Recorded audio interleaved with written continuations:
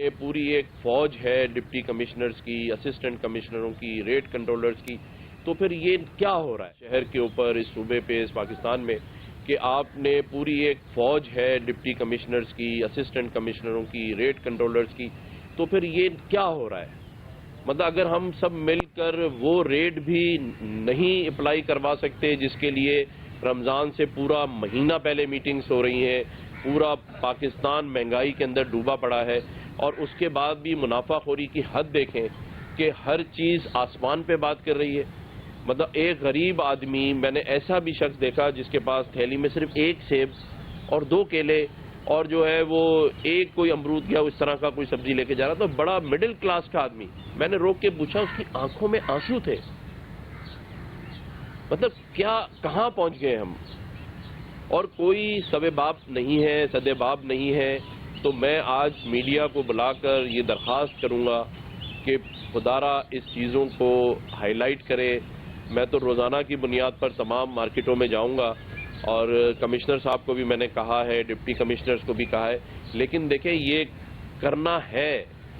मतलब हम लोगों को मुनाफाखोरों के हाथ में छोड़ दें इस महंगाई के ऊपर भी, तो फिर क्या ज़रूरत थी ये लिस्टें बनाने की? क्या ज़रूरत थी लोगों को ये दिलासा देने की कि जी हम बचत बाज़ार लगा रहे हैं और हमारे जो बाज़ार हैं वो लोगों को सहूलत मैसर करेंगे? मतलब कब तक ये ड्रामा चलता रहेगा इस मुल्क में कि आप महंगाई कम करने के नाम पर पूरी मशीनरी लगाते हैं, बचत बाज़ारों की परमिशनें देते हैं और फिर आपकी पूरी टीमें चलती हैं, और उसके बाद ये हाल है कि दिखाने के लिए स्लेट पे कुछ रेट है, दीवार पे आवेजा करने के लिए कुछ रेट है। अब 2-2, 2,500 हजार रुपए किलो में गोश्त मिल रहा है, कौन खरीदेगा? और मार्केटों में आप देखें कि बेचारे लोग आंसुओं से गुजर रहे हैं, आंसुओं से। मतलब किसी पे खौफे खुदा नहीं है, दिल पत्थर के हो गए हैं। तो मैं ये कहता हूं कि पूरी इंतजामिया, ये आज मैं मीडिया के सामने कह रहा हूं कि वो होश के नाखून ले, अपने घरों और ऑफिसों में बैठने के बजाय बाहर निकलें और तमाम ही मार्केटों में जाएं, रोडों पर जाएं, ठेले वालों के पास, होलसेल मार्केटों में। क्योंकि जब किसी रिटेलर से पूछो तो वो कहता है मुझे पीछे से महंगा मिला है। तो भाई ये पीछे कौन है? इस पीछे को आगे हमने लाना है। अब हमने पता करना है कि पीछे कौन महंगा दे रहा है, और अगर पीछे महंगा है तो उससे पीछे और फिर ये रेट लिस्ट क्यों बनती हैं? तो इसका जवाब चाहिए। ये ऐसे नहीं चलेगा। अगर लोगों को मारना है तो फिर वैसे ही मार दें। ये सिसक के, ये लोगों की इज्जत नफ्स से खेल के।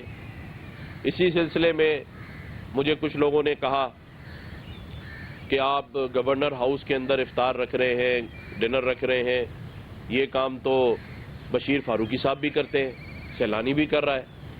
तो मैंने उस भाई से कहा कि भाई ये जो गवर्नर हाउस है, इसके सब्जाजार को पहले उमराओं के लिए खोला जाता था, अब आवाम को इनविटेशन दी है उस शख्स के लिए जो सैलानी के दस्तरखान पे नहीं बैठ सकता। आप सब यहाँ बैठे हैं, आप अपनी फैमिलीज को ले जाके रोड पर तो नहीं बैठ सकते ना, लेकिन अगर सफेद पोश हैं तो क्या करेंगे? तो ये इनविटेशन किसी ज़कात के पैसे से नहीं किया गया, ये इनविटेशन किसी से चंदा करके नहीं किया गया। ये जो अल्लाह ने हैसियत दी, जो अल्लाह ने, क्योंकि खिलाने वाली सिर्फ अल्लाह की ज़ात है।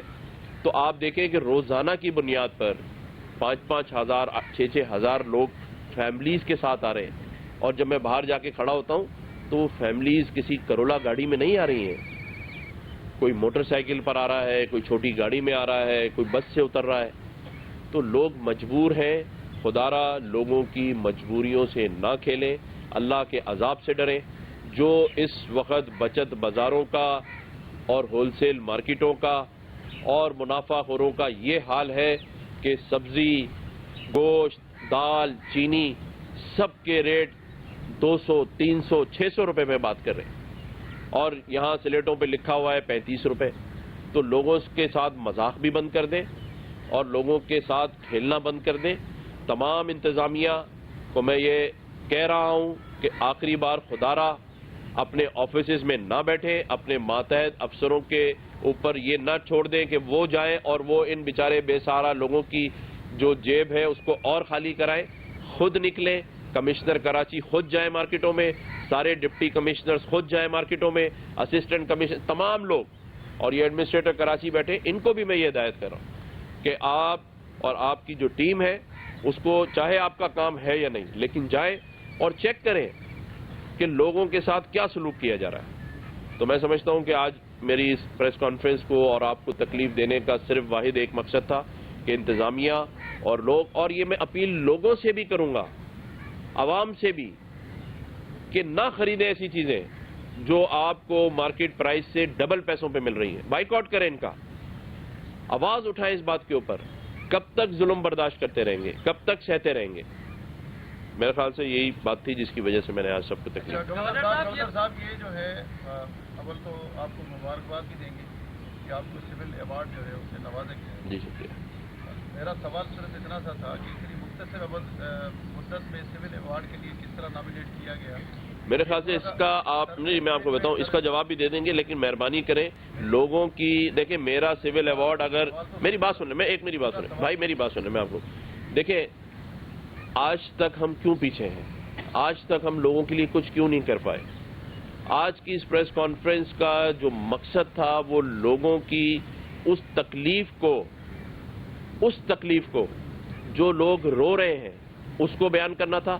لیکن اگر آپ مجھ سے پوچھ رہے ہیں تو یہ بھی سن لیں کہ آج سے 5 سال پہلے میرا نام گیا سول ایوارڈ کے لیے, کیونکہ اس پاکستان کے اندر مجھے ہائیسٹ فارن ایکسچینج لانے پر golden son of Pakistan general Musharraf نے دیا. 3 دفعہ مجھے سوشل اینڈ ویلفیئر پر پریزیڈنٹ پاکستان کے جتنے رہے انہوں نے ایوارڈ دیا. اس کے بعد 9 دفعہ مجھے بزنس مین جو ایکسپورٹ ٹرافی ہوتی ہے ٹریڈ کی وہ مجھے ملی. اور اس کے ساتھ ساتھ پاکستان کے اندر جتنے پہلا آئیڈیاز جو ایکسپو لگی اس کا میں اسپانسر تھا, پاکستان کے پہلے سیف گیمز کا میں اسپانسر تھا, پاکستان کے پہلے ورلڈ اسکواش چیمپئن کا میں اسپانسر تھا. اور اس کے علاوہ جتنے یہاں کراچی میں مخیر ادارے ہیں آپ ان سے جا کے پوچھ سکتے ہیں. بات صرف اتنی ہے کہ میں یہ چاہتا ہوں کہ ہم مختلف باتوں کو کرنے کے بجائے لوگوں کو فوکس کریں. یہ کوئی معنی نہیں رکھتی چیز, معنی رکھتا ہے لوگوں کی, عوام کی خدمت. اور آپ یہ بات کرتے ہیں, جو لوگ لکھتے ہیں اس باتوں کے اوپر کہ دسترخوان تو سیلانی کے باہر بھی ہیں, تو بھائی پاکستان کی تاریخ کے اندر کس نے گورنر ہاؤس کے دروازے کھولے ہیں؟ جہاں سیکیورٹی کے نام پر لوگوں کو باہر کھڑا کر دیا جاتا ہے, جہاں حکمران اس بات سے ڈرتے ہیں کہ کہیں انہیں کچھ نہ ہو جائے. آج سیکیورٹی ہائی الرٹ نکلے ہوئے, اس کے باوجود میں گورنر ہاؤس کے باہر دروازوں پہ کھڑے کر کے لوگوں کا استقبال کر رہا ہوں. کل 5:15 سے لے کے 6:45 بجے تک میں لوگوں کے درمیان میں تھا. ایمپریس مارکیٹ کا دورہ کرنا یا روزانہ کی بنیاد پہ دورہ کرنا, اس چیز کو دیکھیں کہ اس کا مقصد کیا ہے. اور اگر آپ کو لگتا ہے کہ یہ ایک اچھا مقصد ہے, لوگوں کی اس میں بھلائی ہو سکتی ہے, تو ساتھ دیں. گورنر صاحب بہت ہی خوشائن بات ہے, جہاں مہنگائی کا احساس متعلقہ اداروں کو نہیں ہے, آپ نے احساس کرتے ہوئے اس بات کو اجاگر کر رہے ہیں کہ عوام ریٹ کریں. وزیر اعلیٰ سندھ کے تمام تر ماتحت ہیں یہ ادارے, کبھی ان کے خلاف کوئی کارروائی ہوتی ہوئی ہمیں نظر نہیں ہے آج تک. کسی بھی ڈی سی, اے ڈی سی یا متعلقہ ادارے کے خلاف کارروائی نہیں. وزیر اعلیٰ سندھ سے کہیں گے کہ آپ کے خدا را ہوش کے نہ کھل لیں اور یہ دیکھیں سارے معاملات. اچھا گورنر صاحب, اس کے ساتھ یہ کر لیں پلیز, آپ کراچی میں کر رہے ہیں, انٹیریئر سے ایک بار آپ گئے تھے جو ہے وہ کچھ امداد تقسیم کرنے, لیکن 7 جہاں پر آپ جو ہے وہ آپ کے اہم رہنما ہیں پارٹی کے مصطفیٰ کمال صاحب نے یہ بات منظر عام پر لائی کہ آپ کو سی ایم صاحب نے فون کر کے اپنے حلقے میں جانے سے روکا. تو کیا سمجھتے ہیں, آپ پورے سندھ کے گورنر ہیں, لیکن وہ کیا وجوہات تھے جس کی وجہ سے جو ہے وہ وزیر اعلیٰ سندھ کو آپ کو جو ہے وہ فون کرنا پڑا اور اپنے حلقے میں جانے سے روکا؟ نہیں, ایسی بات نہیں ہے, میں اس کو تصحیح کر دوں. جب سیلاب کی بعد سردیاں تھیں تو مجھے سیلانی صاحب نے فون کر کے یہ کہا تھا کہ آپ چل کے میرے ساتھ امداد بانٹ دیں. تو میں نے ان سے کہا تھا کہ ٹھیک ہے, میں چلنے کے لیے تیار ہوں.